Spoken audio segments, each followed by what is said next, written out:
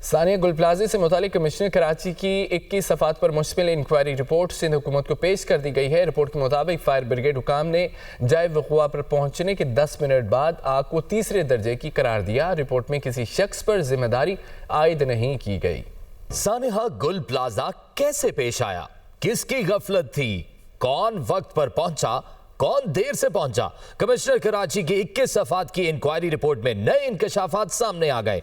गुल प्लाजा में आग फ्लावर एंड गिफ्ट शॉप से लगी। 11 साल के बच्चे ने माचिस जलाई तो मसनूई फूलों में आग भड़क उठी।